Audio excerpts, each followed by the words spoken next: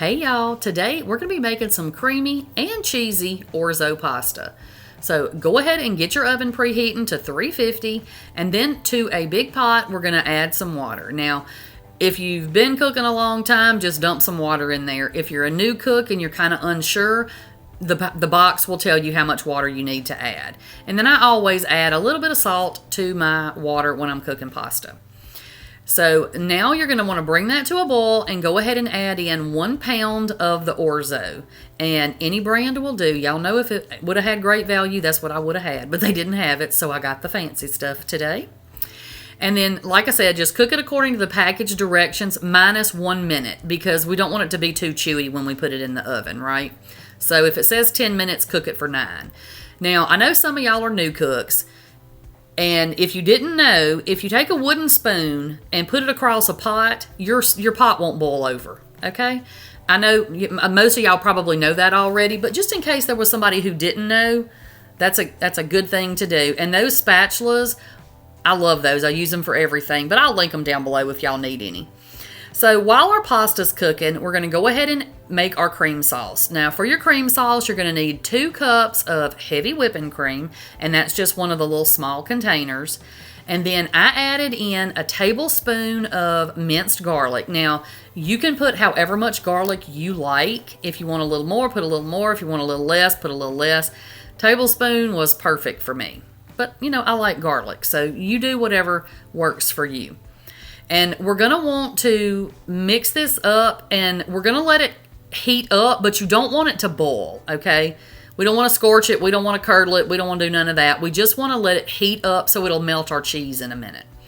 So go ahead and add a little bit of salt and pepper, and I also added onion and garlic powder, and who knows where that footage went because it didn't make it to the video, clearly. But don't add a ton of salt. Don't be real heavy-handed with the salt because the parmesan is pretty salty. And you don't want to end up with this so salty that you can't eat it. So just kind of, taste it along the way and add more if you need to. Once your sauce is hot, but not boiling, remember, go ahead and add in 1 cup of Parmesan cheese and try not to drop it on the stove like I did right there. You see that piece trying to burn? I'm going to take care of that. There we go. Fancy taken care of right there. Then you're just going to mix that around for about a minute until the cheese is melted. That's all you need. Just till your cheese melts. So once your pasta's done, go ahead and drain it real good. And remember, this pasta is the size of rice. So make sure that you have either a fine strainer or you find something else to strain it through, because if you put it in a strainer with big holes, it's all going to go through the holes. So just remember that.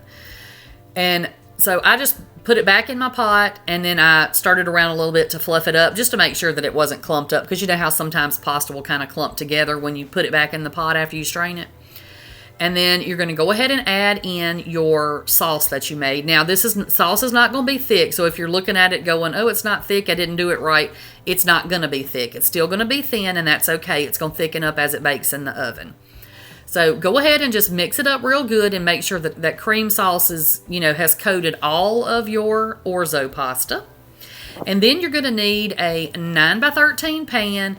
Make sure that you spray it real good because, there's a lot of cheese in here. So just spray your pan good.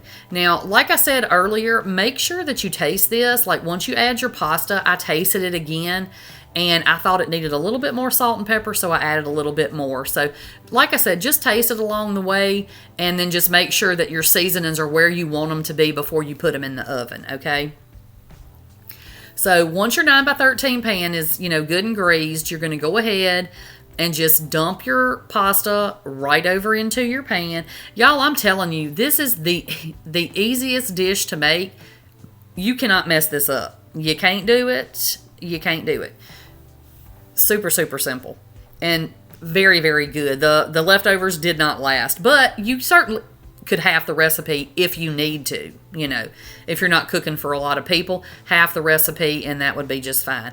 I was also thinking as I was making this, and then as I was eating it later, if you took some grilled chicken and cut some chicken up in there and put maybe some steamed broccoli, oh my gosh, y'all, that would be really, really good. You could just have your whole meal. We would go from a side dish to a main dish just like that. So anyway, once you get your pasta in your pan, you're going to go ahead and sprinkle that remaining half cup of Parmesan cheese right over the top. And then to that, we're going to add 1 cup of mozzarella. Any kind of Parmesan will work just fine. Any kind of mozzarella will work just fine. Use whatever you have. Don't go out and buy anything special, okay? So go ahead and just put that over there. We're going to bake this for 15 minutes or until the top, you know, kind of gets brown, until your cheese browns a little. Now, I will tell you, my cheese did not brown. So what I did was once the 15 minutes was up, I went ahead and turned the broiler on and put it under the broiler for about 30 seconds. And then this is how I got the pretty brown color on top of mine. So, but that's all there is to it, y'all. It's very, very quick. It's super, super easy, and it is so dang good. I know that you're going to love it. Make it with any really yummy add-ins. Make sure you come back and let me know down in the comments so I can make it too.